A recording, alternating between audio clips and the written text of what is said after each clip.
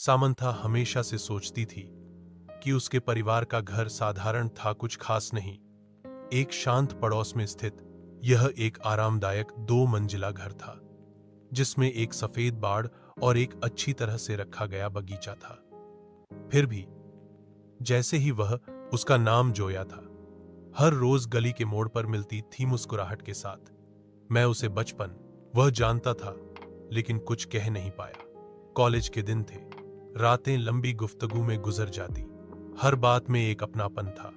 वो मेरी हर बात बिना कहे समझ जाती। फिर एक दिन उसने कहा, तुझसे कुछ कहना है। दिल तेज धड़कने लगा, मगर उसने कहा, मैं शादी कर रही हूं। मैं बस मुस्कुरा दिया, और उस पल मेरी सबसे करीब लड़की दूर हो गई। यादें रह गईं, बस यादें। अगर आप चाहें तो इस कहानी को और लंबा भी कर सकते हैं। भूले हुए बक्सों में से उसने फर्श के नीचे छिपे हुए एक संकीर्ण ट्रैपडोर पर ध्यान दिया। जिज्ञासा से प्रेरित होकर वह घुटनों के बल बैठी और उसे खोला। नीचे स्थित छोटा सीढ़ीदार मार्ग एक धुंधले, बदबूदार सुरंग की ओर जाता था।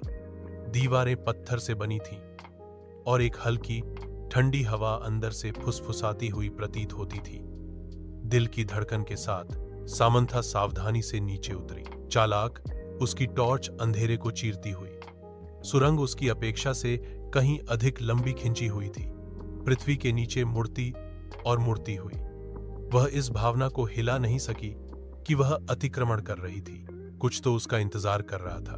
एक अनंत काल की तरह लगने के बाद सुरंग आखिरकार एक छिपे हुए कमरे में खुल गई। दीवारों में पुरानी अलमारियां थीं, जिनमें अजीब चमड़े से बंधी हुई किताबें भरी हुई थीं। कमरे के बीच में एक पुरानी मेज धूल भरे कागजों और पत्रिकाओं से घिरी हुई थी। जैसे ही सामंथा दस्तावेजों को पढ़ रही थी, उसके हाथ कांप रहे थे। रिकॉर्ड्स में मना किए गए अनुष्ठानों और गुप्त बातें लिखी थी। समाजों, उसके परिवार का नाम बार बार उल्लेख किया गया। जितना गहरा वह पढ़ती गई, उतना ही उसने महसूस किया कि उसके परिवार का इतिहास गहरे रहस्यों से जुड़ा हुआ था। ऐसे रहस्य जिन्हें दफन रहना था, उसने उजागर किया था।